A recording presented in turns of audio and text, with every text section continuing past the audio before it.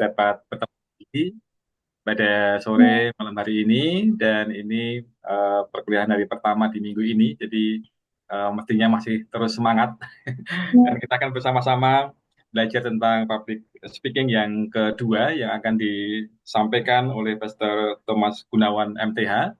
Dan kita akan mengawali di dalam doa. Mohon dengan kasih Bapak Wawan bisa memimpin kita di dalam doa untuk mengawali perkuliahan kita pada sore hari ini. Silakan Pak Wawan.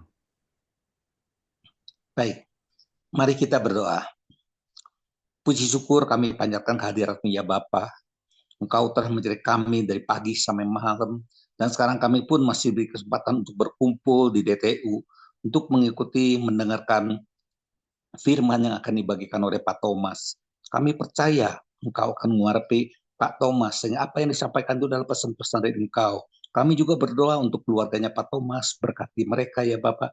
Berkati kerjaannya, berkati pelayannya. Sehingga apa yang dijalankan pelayan Pak Thomas bisa menjadi berkat bagi saudara-saudara iman.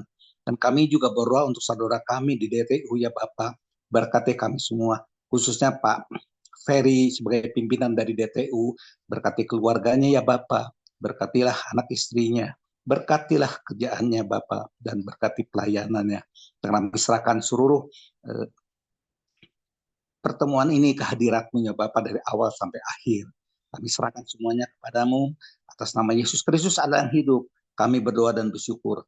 Amin. Amin. Terima kasih Pak Wawan. Waktu selanjutnya saya serahkan kepada Pastor Thomas Gunawan. Dipersilakan.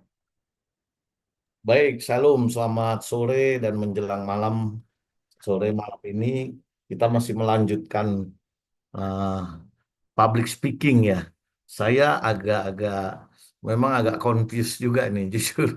Karena public speaking ini sebenarnya ilmu uh, apa ya, ilmu presentasi, MC.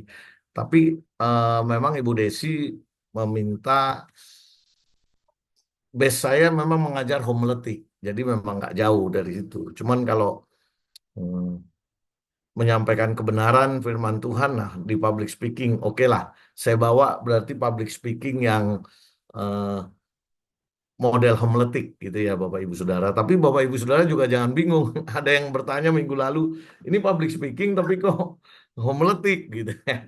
Jadi ya eh, pesan sponsor ini. Saya share screen dulu ya.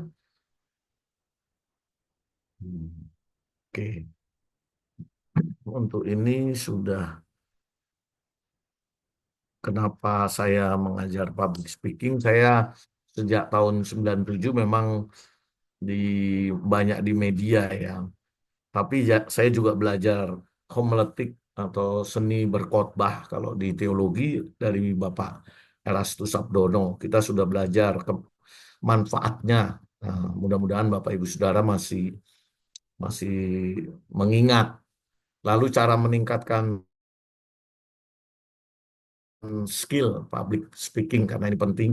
Kalau bagi saya mungkin belajar dari tokoh-tokoh publik yang ya public speaking yang khas lah. Kalau dari luar itu Oprah siapa itu? Kalau dari dalam Kick Andy, Mata Najwa itu tokoh idola saya lah. Lalu berlatih vokal. Kalau di kelas di Tirta TV kami memang ada praktek kan, ada ini pelajaran public speaking onsite gitu ya, onsite. Jadi kalau kita online ya tidak bisa. Sebenarnya ada materi latihan vokalnya. Jadi latihan vokal ini bukan hanya untuk penyanyi, tapi public speaking juga perlu latih vokal karena untuk menyampaikan eh, public speaking harus jelas ya, harus jelas. Nah, ini juga kita sudah pelajari dan sering ikut kelas tentunya. Latar belakang pengertian homiletik saya juga sudah sampaikan. Ada kata kerja, dari kata benda. Nah, saya kaitkan belajar ini kan seni bicara, tapi yang dibicarakan firman ya. Seni berkhotbah kalau dalam teologi. Karena homiletik ini sebenarnya ilmu sekuler juga. cuman diambil alih di STT menjadi ilmu berkhotbah.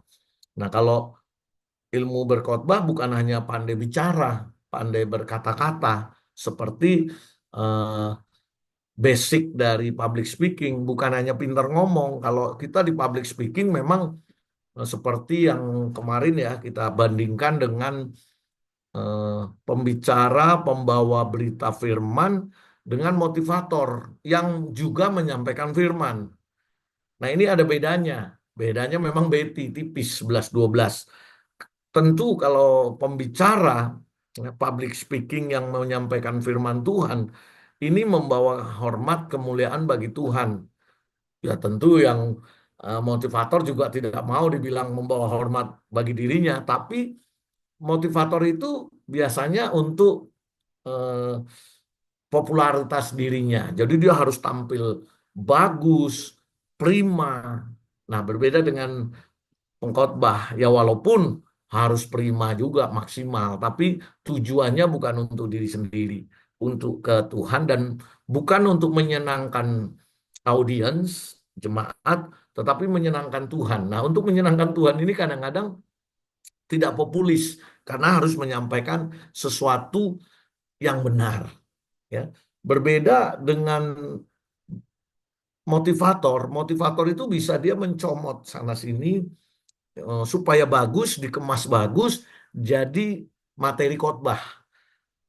Kalau public speaking yang membawakan firman Tuhan, saya sudah pernah sampaikan bahwa kita menyampaikan pesan dari pembicara pertama atau penulis pertama kepada pendengar pertama.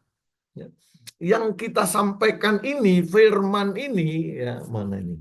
Tidak kelihatan ya di sini. Hmm. Firman atau Alkitab yang kita sampaikan adalah pesan Tuhan yang dilakukan oleh pembicara pertama. Dalam hal ini kalau Taurat berarti Musa, kalau Kisah Rasul, Matius itu Injil yang ditulis dalam Perjanjian Baru ya penulisnya kepada pendengarnya yang pertama. Jadi kita tidak boleh sembarangan, ya. Tidak boleh sembarangan. Nah, oleh sebab itu public speaking dalam homiletik yang khusus menyampaikan firman itu perlu belajar metode hermeneutik. Ya, metode hermeneutik itu menggunakan 5W1H. Apa manfaatnya? Tentu untuk membedah sesuatu eh, kebenaran kita harus tahu. Ini si penulis ini maksudnya apa? Ya, ditujukan kepada siapa, di mana, ya, kapan, mengapa ia menuliskan itu, lalu bagaimana keadaan pada saat itu. Nah, ini kita perlu ketahui. Jadi tidak sekedar comot, sekali lagi kita perlu sebenarnya selain metode prinsip hermeneutik itu kebudayaannya pada masa itu, lalu etimologinya, gramatikalnya. Karena kalau kita berpatokan hanya pada Alkitab bahasa Indonesia itu kosakatanya sangat miskin, ya, sangat miskin.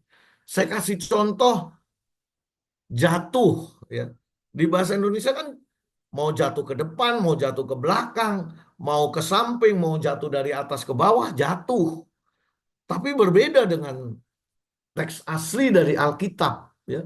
Bahasa Yunani, Ibrani, mereka memiliki kosakata yang kadang-kadang makna spesialisasinya jelas.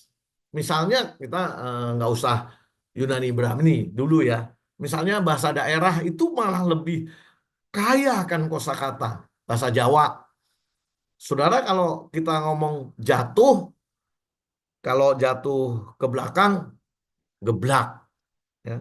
Jatuh ke depan, eh, bukan jatuh ke depan itu Jungkel, Pak. jungkel, ya kan jatuh. Kalau bahasa Indonesia cuma diterjemahkan jatuh itu.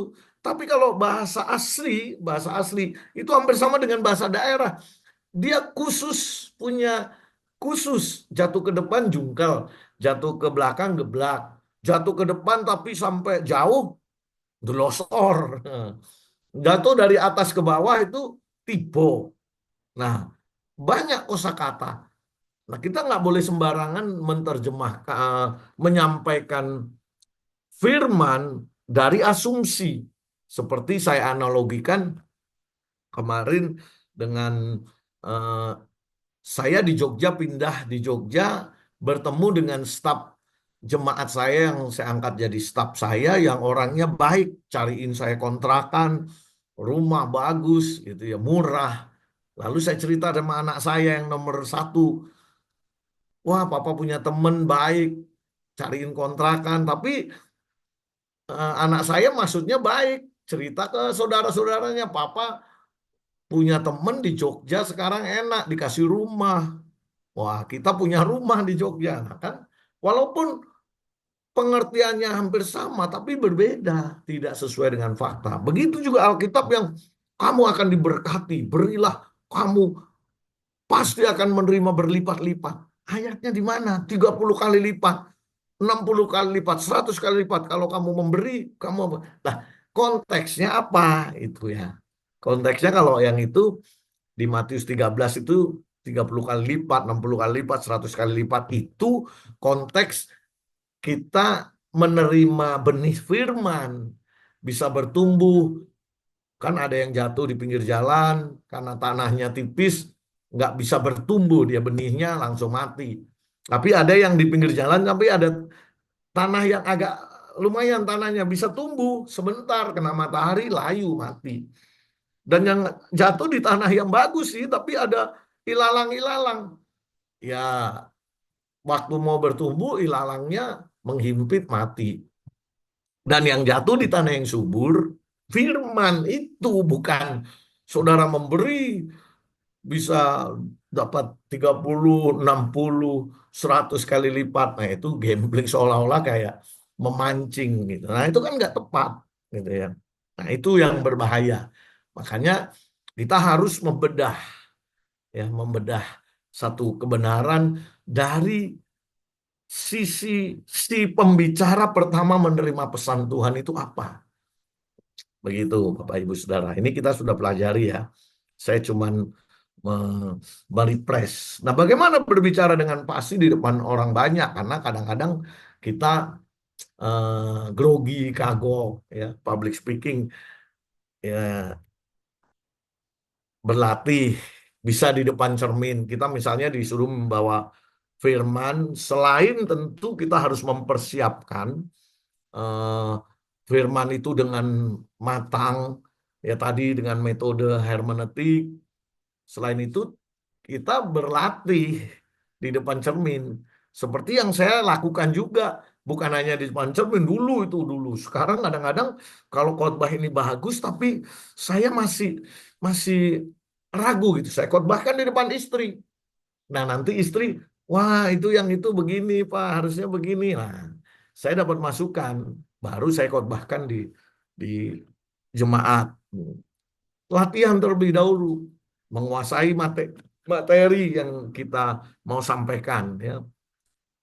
Selain berlatih depan cermin, tentu harus menguasai materi. Nah, bicaranya pun jangan, Bapak Ibu Saudara, kita harus memberi karena Tuhan kita Maha Pemberi. Kita akan diberi berlipat kali ganda karena Tuhan kita kaya. Berilah. Nah, itu kan tidak ada jeda ya. Kita harus, ya kadang-kadang memang kita intonasinya tinggi, tapi ada. Kalau nyanyi juga kan ada eh, apa staccato apa itu namanya. Ada kadang harus tegas, kadang lembut. Di samping itu kita dalam menyampaikan public speaking harus kontak mata. Jangan sampai kita ngomong di atas kepala audiens karena apa ya? Karena kita tidak berani kontak mata. Jadi orang yang melihat juga jadi apa ya? Ini orang nggak pede gitu, terasa nggak pede. Kita harus kontak mata. Ya, kontak mata. Kalau bisa humor, diselipin dengan humor. Ya, jadi tidak membosankan. Nah, kemarin juga saya sudah sampaikan ini kalau masih ingat 3 dasar ya mempengaruhi audiens. Kita perlu juga mempelajari ini. Saya kutip dari Opa Aristoteles, Three Basic Part of Persuasion.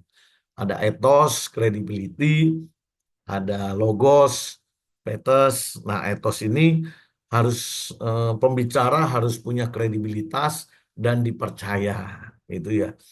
Tentu kalau pengkhotbah harus hamba Tuhan yang benar-benar memang memang yang disampaikan kabar baik, bukan bukan seorang hamba Tuhan yang mau aktualisasi diri. Ada kan orang jadi jemaat dari aktivis lalu punya ambisi, keinginan menjadi pengkhotbah dan dia hanya aktualisasi diri. Itu yang disebut mungkin jadi motivator gitu karena bukan Injil yang murni yang dia sampaikan ya, tapi hanya materi yang bagus. Nggak salah materi yang bagus, tapi tentu harus Injil yang murni. Nah, Peters harus bisa membangkitkan emosi, bukan emosi marah ini apa ya?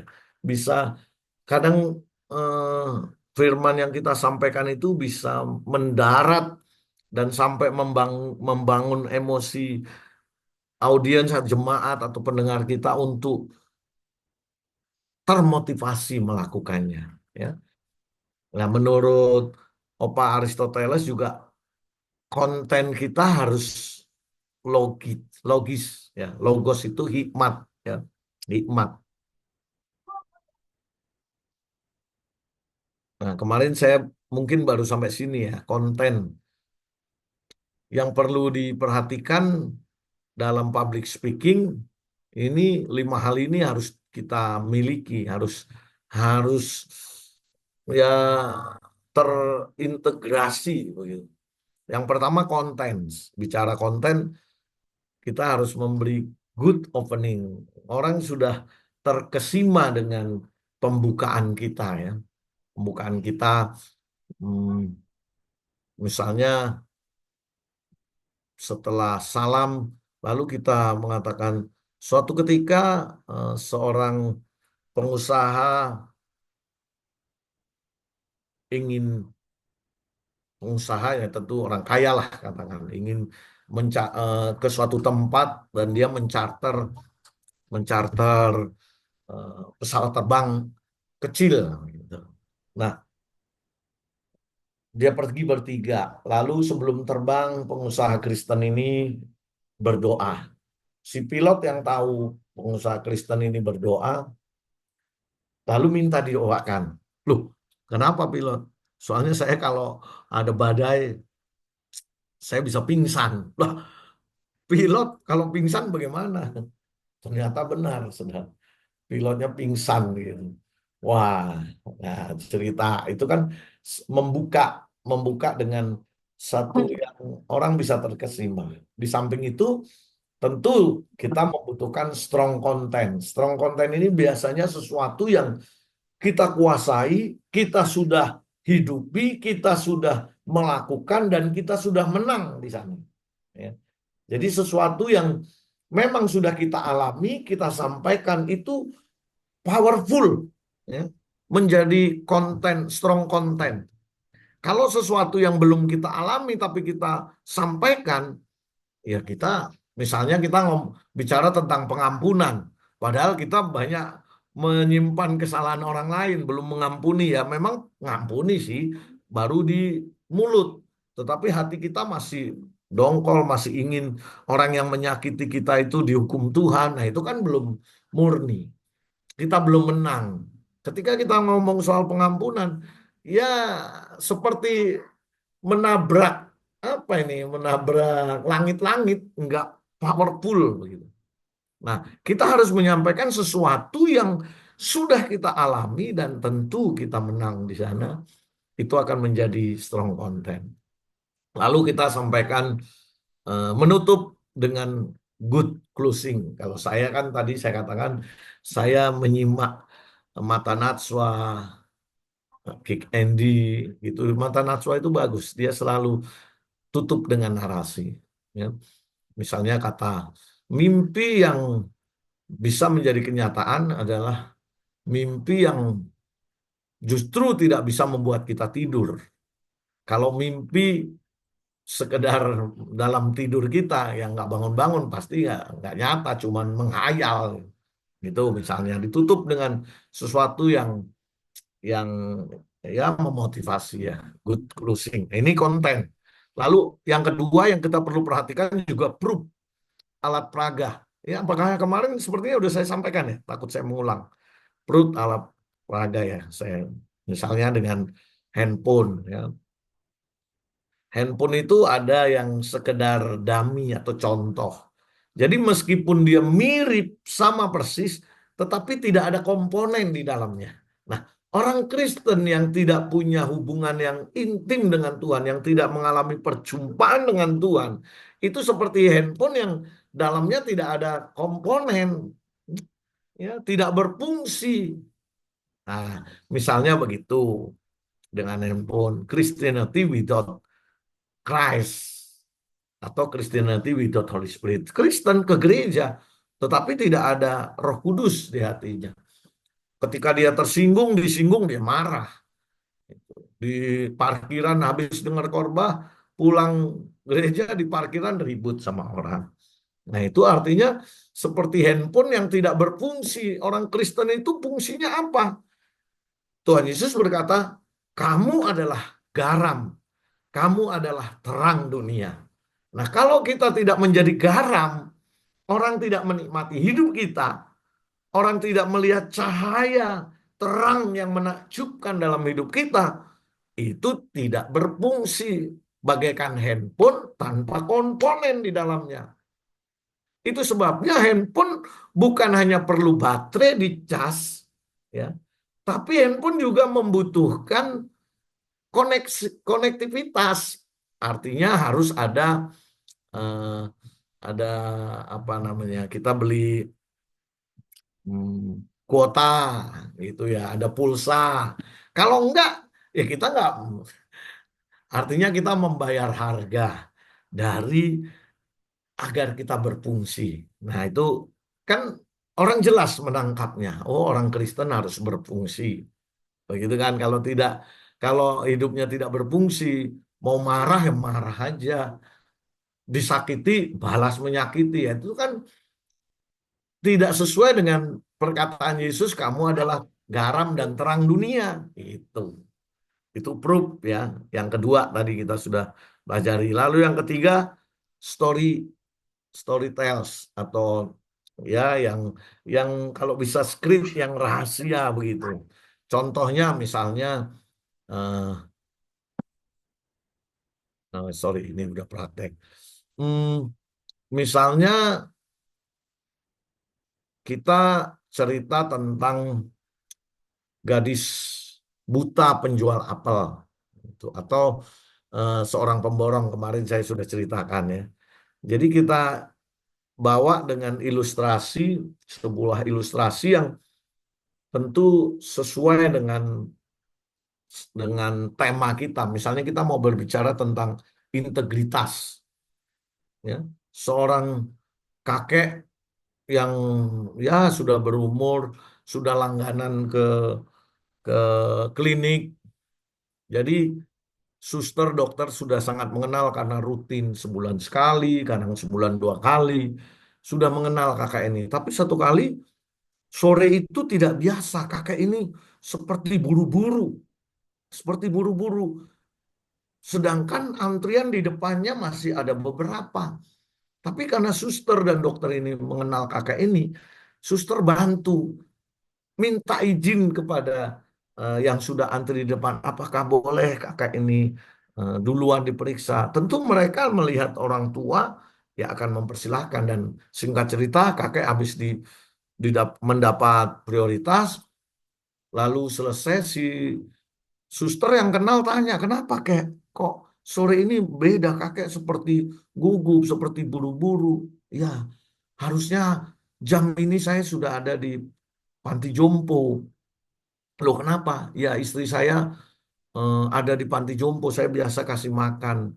Karena dia Loh, kenapa kalau dikasih di panti jompo? Iya, sudah pikun. Kalau di rumah suka pergi, nggak tahu pulang, nggak tahu, udah nggak kenal suaminya. Jadi saya taruh di panti jompo, tapi saya harus menemani saat makan, pagi, siang, sore. Nah, ini saya udah mau terlambat ini. Loh, kan di sana ada suster, di sana ada yang melayani. Kenapa harus kakek? Apalagi kakek cerita si nenek ini udah pikun. Memang nenek masih kenal kakek? Enggak sih, udah nggak kenal siapa saya. Apalagi sudah tidak kenal. Ngapain kakek harus buru-buru? Ya memang dia tidak kenal saya. Tapi saya masih kenal dengan dia. Sebagai istri saya yang pernah di hadapan pendeta, di hadapan jemaat, saya berjanji setia, sehidup semati, dalam susah senang. Jadi walaupun istri saya tidak kenal saya lagi, tapi paling tidak saya masih mengenal dia. Dan saya berjanji sehidup semati, suka dan duka. Nah, itu integritas, Bapak Ibu Saudara. Nah, kan jelas kan kita mau bicara tentang integritas, kita kasih ilustrasi. Yang keempat, tadi keempat, time limit. Nah, kita juga harus tahu, jangan kita khotbah udah 45 menit, sorry, 45 menit masih khotbah, 50 menit, 1 jam, orang sudah apa namanya, anti klimaks ya. Jadi kita harus, karena sebenarnya ini nanti saya kasih 1 detik, 1 menit ya, 60 detik khotbah pun bisa ada intisarinya.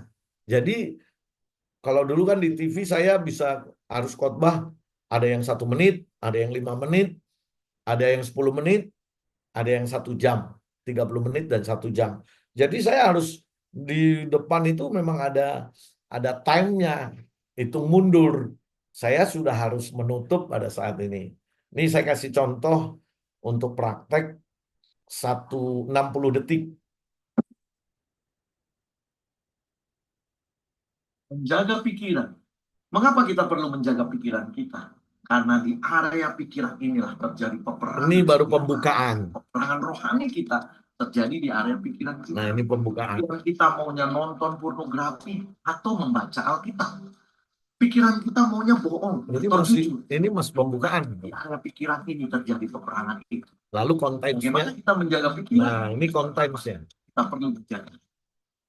Jagalah hati dengan segala kewaspadaan, karena dari sanalah terpancar. Kedua, menjaga pikiran sesuai dengan firman Tuhan. Dengan apa seorang anak muda menjaga kelakuannya tetap bersih? Dengan sesuai firman Tuhan. Yang ketiga, menaruh pikiran Kristus dalam pikiran. Ini kontennya. Apa yang kita pikirkan, ini closingnya. Apa yang kita lakukan, itu menjadi kebiasaan. Karakter. Tuhan memberkati.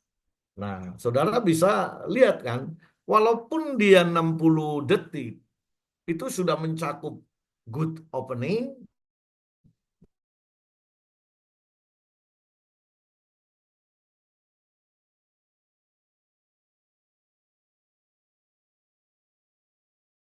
jaga hati, 1, 2, sesuai firman Tuhan, 3, sepikiran seperasaan dengan Yesus. Lalu good closingnya,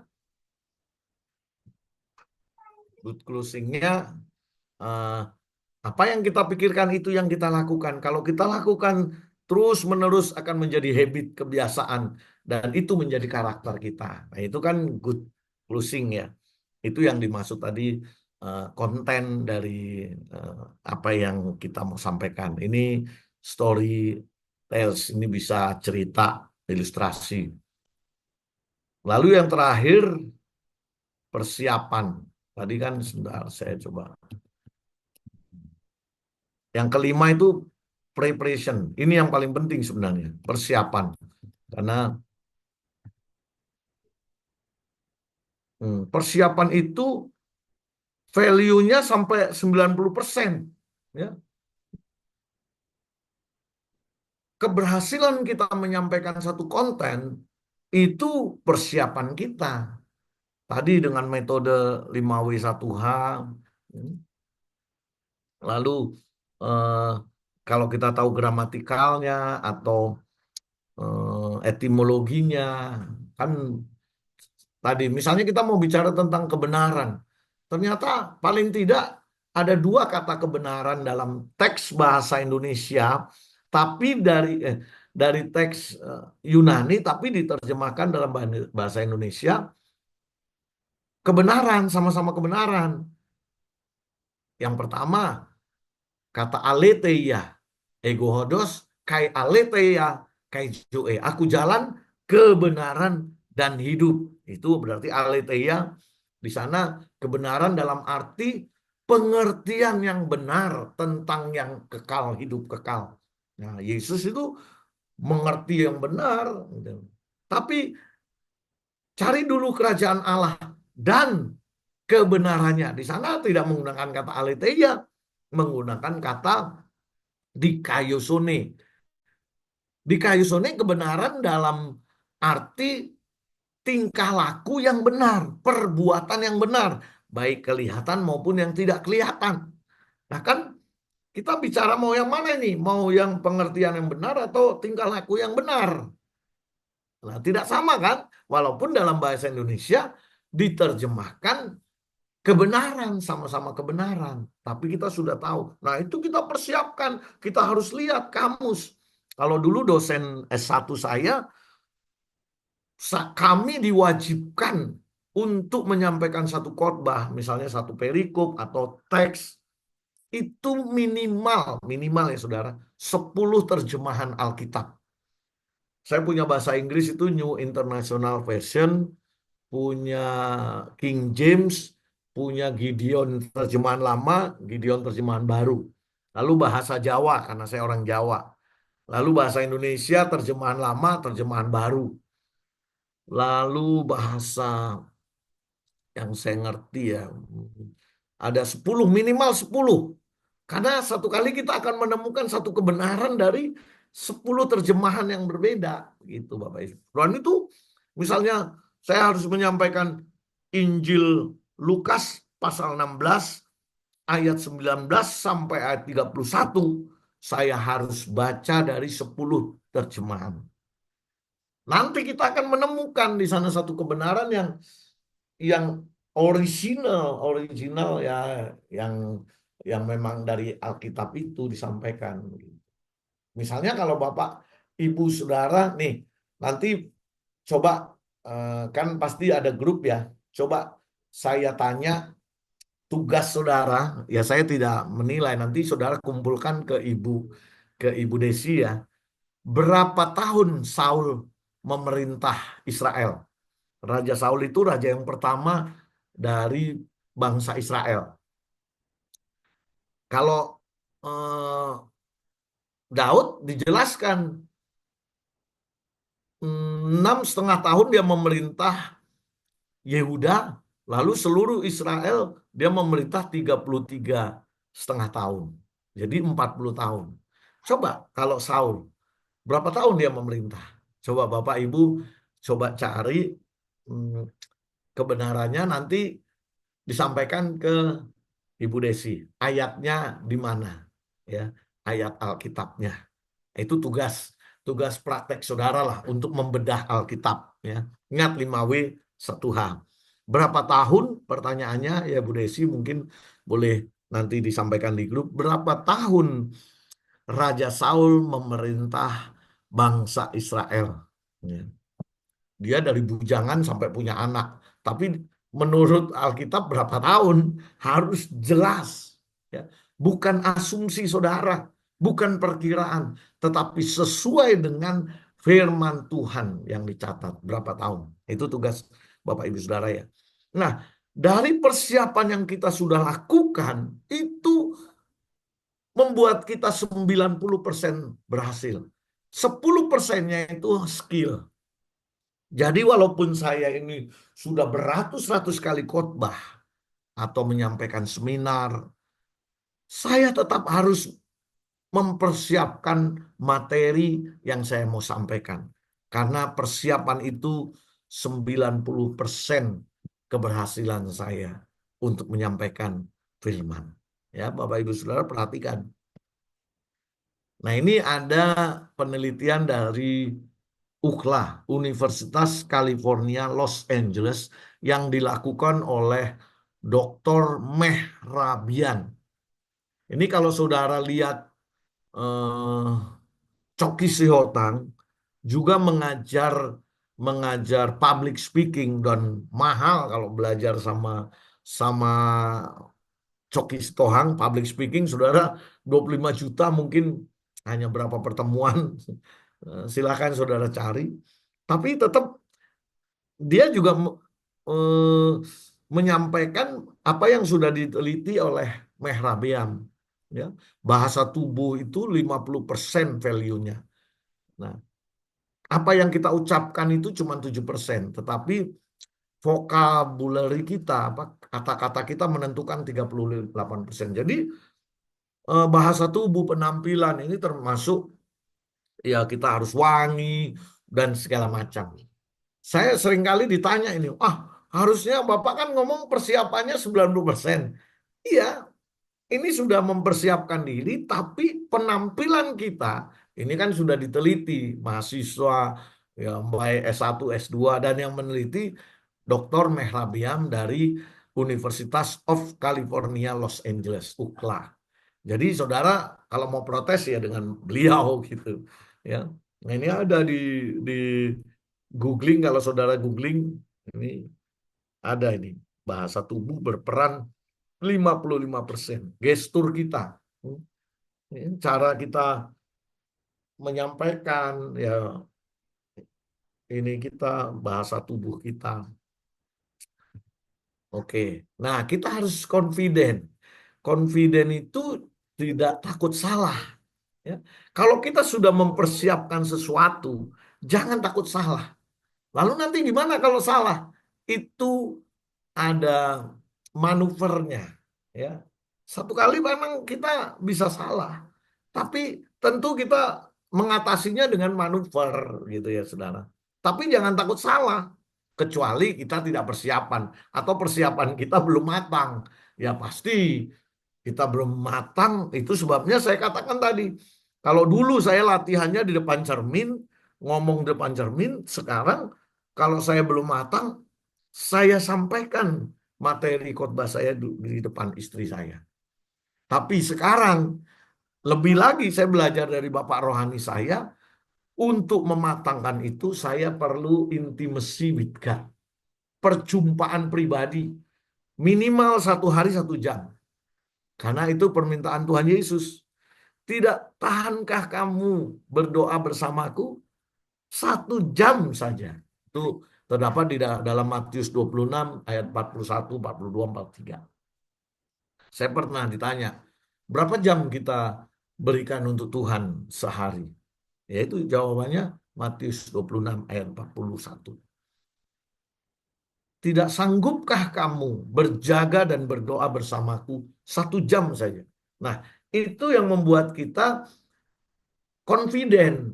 Kita menyampaikan firman, public speaking kita untuk membedah kebenaran, tapi kita juga mengalami perjumpaan dengan Tuhan. Jadi yang kita sampaikan kan suara Tuhan, pesan Tuhan yang disampaikan melalui Nabi Musa kah, Nabi Yunus kah, Ayub kah, Abraham kah.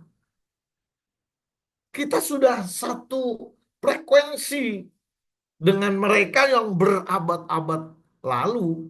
Jadi kita nggak asumsi kita ngomongin tulisannya Musa, tapi dengan asumsi premis kita yang nggak nyambung. Tapi itulah yang banyak terjadi. Makanya kemarin ditanya bagaimana dengan eh, apa tadi, saya jadi lupa. Yang pengkhotbah tapi motivator gitu, ya. Yang comot ayat bagus, sepertinya bagus materi, tapi hanya asumsi yang disampaikan. Ya. Lalu ya kita belajar melalui filosofi kopi. Kopi, kalau kita membahas kopi itu banyak hal. Dia hitam tapi dia tidak harus menunjukkan bahwa dia tidak hitam. Ya, dia tampil apa adanya. Kita juga harus tampil apa adanya. Jangan waduh biar ini kita pakai baju mewah. nggak tampil apa adanya. Yang penting memenuhi standar gestur tadi yang menurut Mehrabian, ya. Kita harus rapi, wangi. Walaupun mungkin kita naik bus untuk menyampaikan satu kebenaran, tapi kita sudah persiapan. Begitu turun sisiran sebelum kita sampai di gereja, kalau itu di gereja, atau di kelas, kalau itu presentasi, kita sudah rapi, ya. Sudah wangi, sudah sisiran, sudah ya masuk. Itulah kopi, tampil apa adanya, tidak mengada-ada. Walaupun pahit, dia ya tampil juga. Nggak harus, ya bisa diminum pahit, bisa juga manis. Dengan hangat juga enak, panas juga enak, dingin lebih cepat habis gitu. Ya, pokoknya kita belajar dari filosofi kopi lah supaya kita bisa powerful gitu ya. Nah, sekarang mengatasi nervous. Kendala yang dihadapi oleh pembicara itu grogi dan resiko mengatasinya. Bagaimana mengatasinya? Tadi saya katakan di sini nih, manuver. Kita harus biasa manuver, ini memang perlu jam terbang, saudara. Satu kali seorang pengkhotbah mengkhotbahkan Sakeus. Sakeus ini secara fisik pendek, tapi dia rindu mengenal siapa itu Yesus. Cuman karena badannya pendek, terhalang banyak orang, dia manjat, dia berlari. Lalu Petrus ini naik ke atas pohon. Nah, Yesus melihat Petrus di atas pohon, menyadari bahwa itu salah. Kan bukan Petrus yang naik, kan Sakeus yang naik pohon. Lalu pembicara ini ngomong, Yesus berseru pada Petrus, Petrus, turun kamu. Itu bukan tempatmu, itu tempatnya Sakeus. Itu saudara. Nah itu manuver, kesempatan untuk kita humor sedikit, icebreaker gitulah. Ya selip-selipkan begitu. Ya. Untuk mengatasi grogi kadang-kadang kita harus humor, icebreaker. Ya tidak sesederhana ini. Ada juga sih hal-hal yang lain. Yang pertama kita harus menyadari karena grogi itu ada dua penyebab. Satu penyebab psikologis, yang kedua faktor fisik. Psikologis ini gugup karena kurang percaya diri. Hal ini biasanya dialami oleh para pembicara pemula. Ya. Kalau saya ngomong di kelas teologi yang masih baru, nah pasti pertanyaan ini muncul. Pak, saya udah semester 3, semester 5, tapi kalau suruh khotbah masih grogi. Gimana mengatasinya? Ya memang harus jam terbang. Ya tadi latihan, persiapan yang matang. Time limitnya kalau bisa jangan melewati. Orang dewasa itu menurut penelitian Profesor Dr. Insinyur almarhum Samuel Tirta Miharja, yang dia tentu dia belajar 18 menit orang dewasa menangkap. Jadi jangan lewat itu, sampaikan aja untuk 15 menit, 20 menit. Atau takut terhadap tingkat intelektual audiens. Ya. Tiba-tiba yang kita hadapi, wah dosen kita, dekan kita, senior kita, nah itu bisa grogi. Tapi ya tadi, jangan grogi. Saya pernah di satu kali menyampaikan khotbah diundang di Departemen Pertahanan dan Keamanan yang mengundang Dirjen Pertahanan Keamanan di Kebon Sirih yang tanda tangan Dirjen. Ya. Jadi begitu saya sampai di lantai berapa itu saya lupa, lantai 5 atau 6 tempat mereka beribadah. Sebelumnya saya di briefing, pendeta di briefing, izin Pak Pendeta, nanti khotbah jangan tunjuk-tunjuk ya. Nada suaranya kalau bisa jangan terlalu tinggi ya.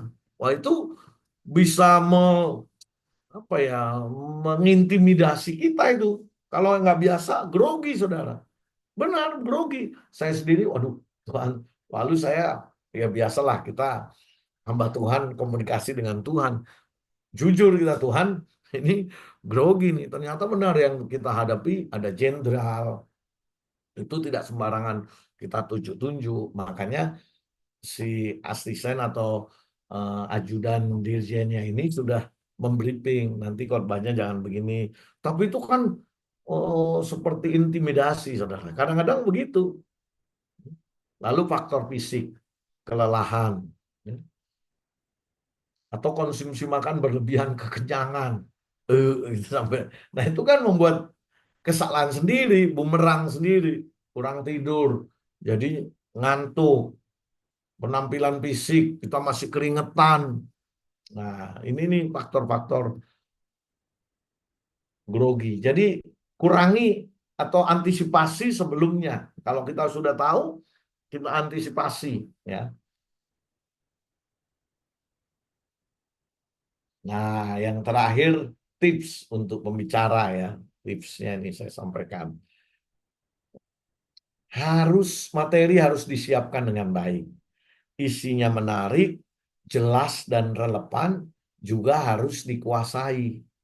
Seringkali kita kurang menguasai sehingga terpaku kepada teks kita.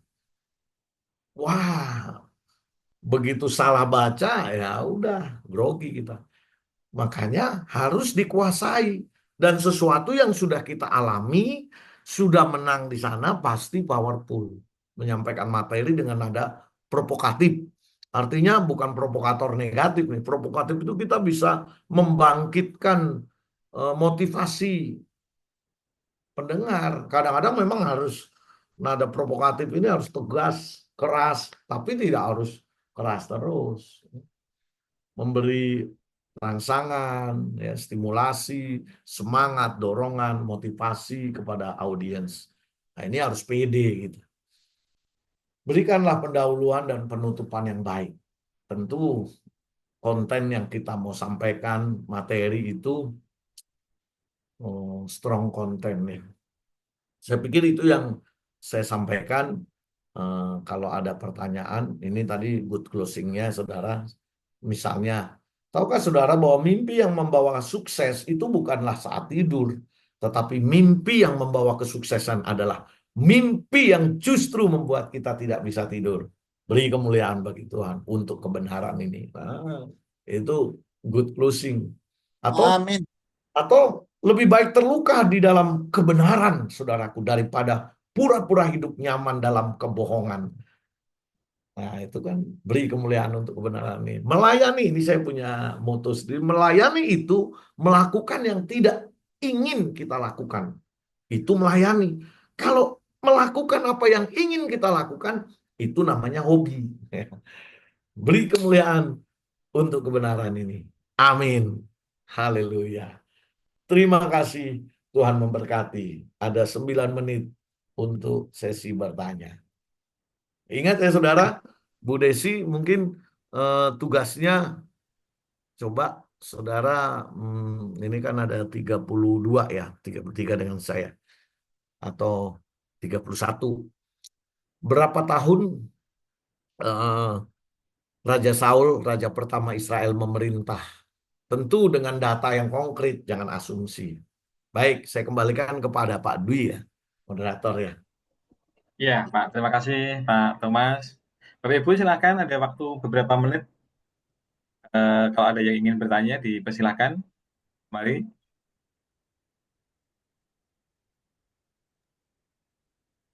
Pak Raymond, Izin. silakan, Pak Raymond. Iya. Ya, Pak. Silakan, Pak. Tugas itu memang sangat susah karena kita sudah pernah teliti kan di Akom itu Bagaimana Pak? berapa lama Saul memerintah itu kan kontroversial, sangat kontroversial. Tidak ada jawaban yang pasti itu. Oh, Sudah pernah Pasti. pernah ada yang bahas itu. Sudah Masa. ada. Dosen memberi pertanyaan pasti ada jawabannya, dan jawabannya data ya, bukan asumsi. Ada Pak, Amin.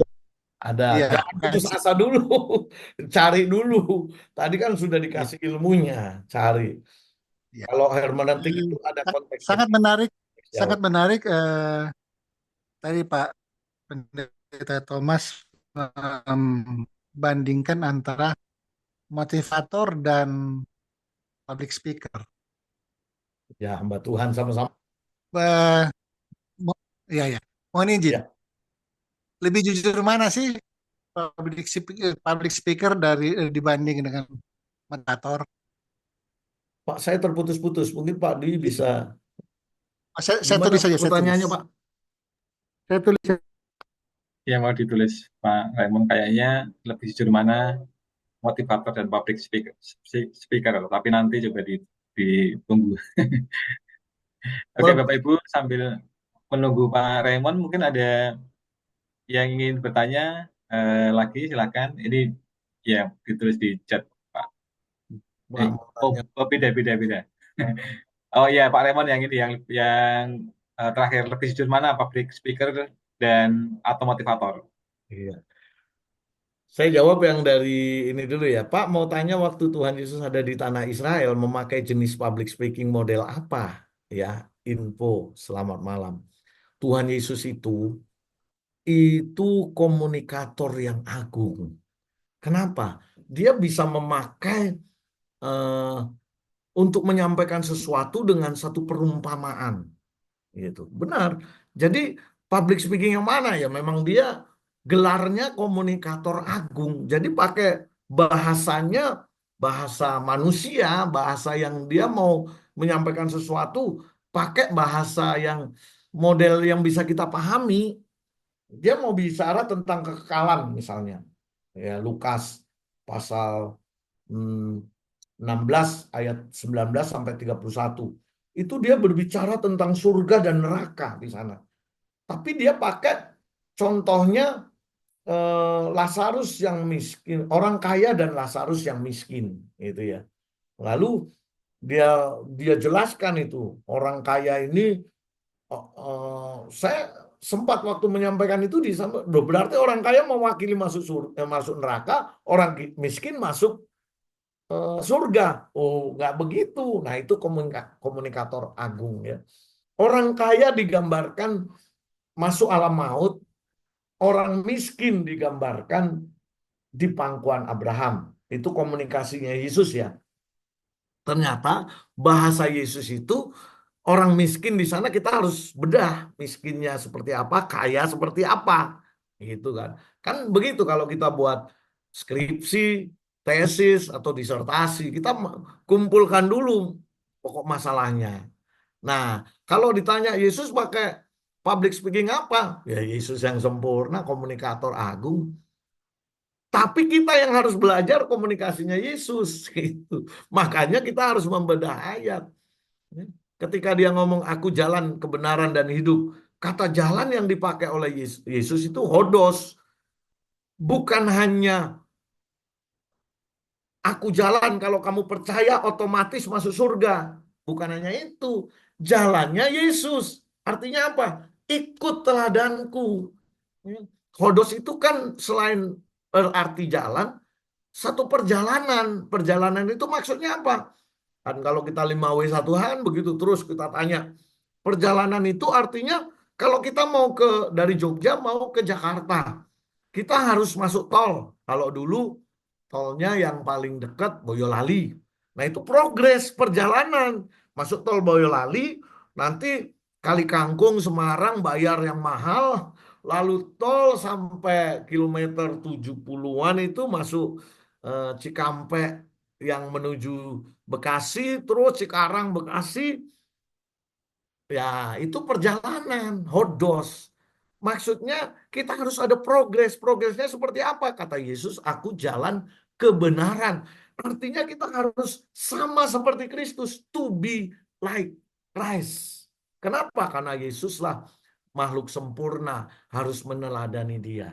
Kalau enggak sampai kepada Bapa. Nah, banyak orang Kristen seperti yang dikatakan Amsal. Ada jalan yang disangka orang lurus, ujungnya menuju maut.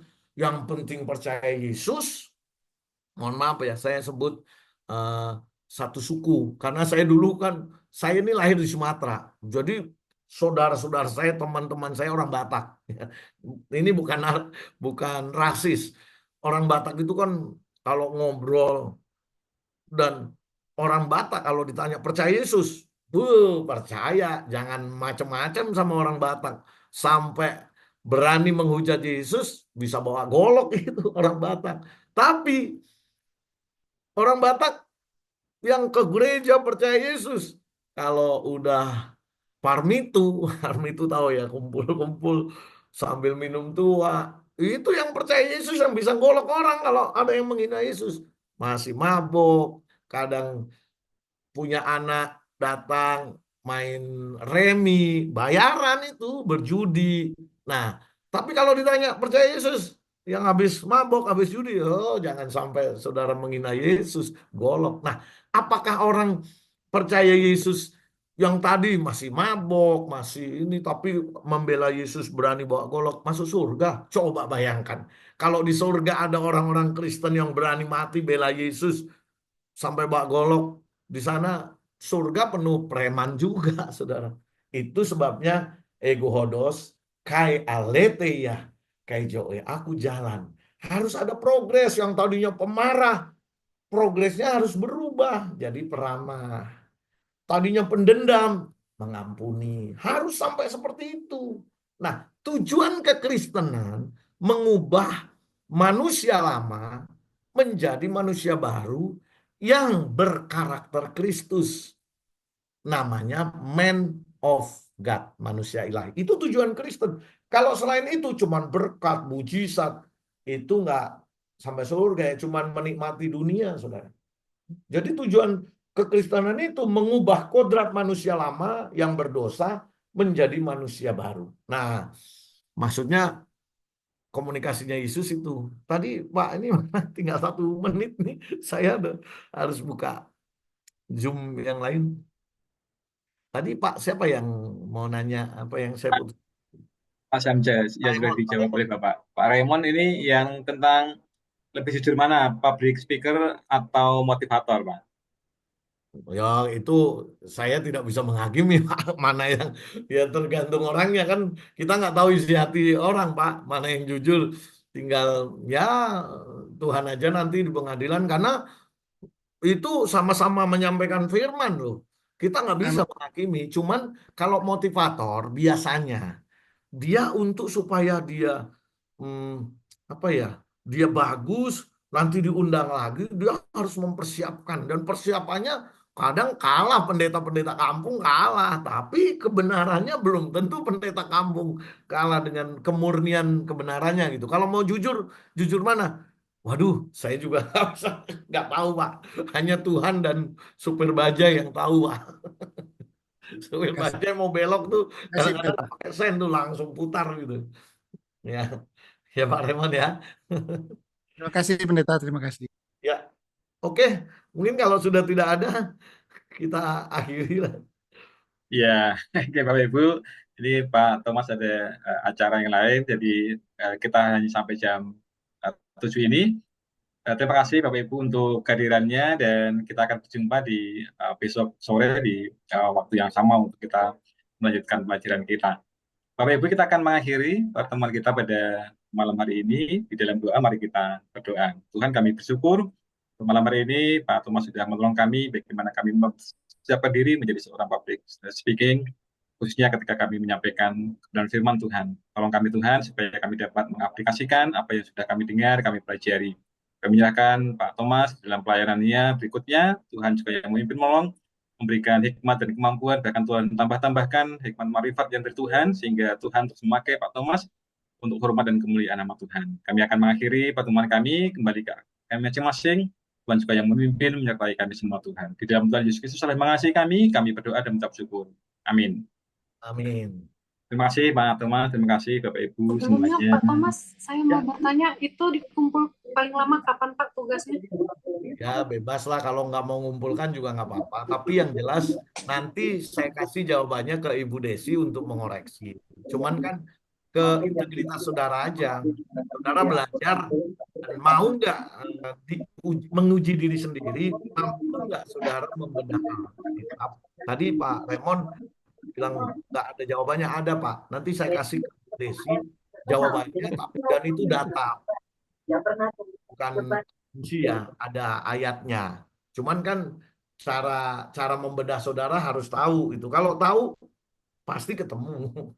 Cuman memang beda dengan Daud. Nah, nanti saya kasih ke Bu Desi, silakan yang mau mau menguji dirinya sendiri apakah mempraktekkan 5W1H ya metode hermeneutik atau udahlah nggak usah ngerjain juga nggak dapat nilai nggak apa-apa gitu. Nah, itu integritas Bapak Ibu Saudara ya. Ke Ibu Desi nanti saya kasih jawaban kunci jawabannya gitu. Oke. Desember boleh kumpul. Sebelum pokoknya jangan sampai lewat tahun lah. Kalau yang mau kumpulin jangan lewat tahun. Lupa kita. Oke, Pak. Ya, terima kasih Terima Pak. kasih, Pak Terima Thomas. kasih, Pak Thomas. Terima kasih semuanya. Terima kasih Pak Thomas. Ya, saya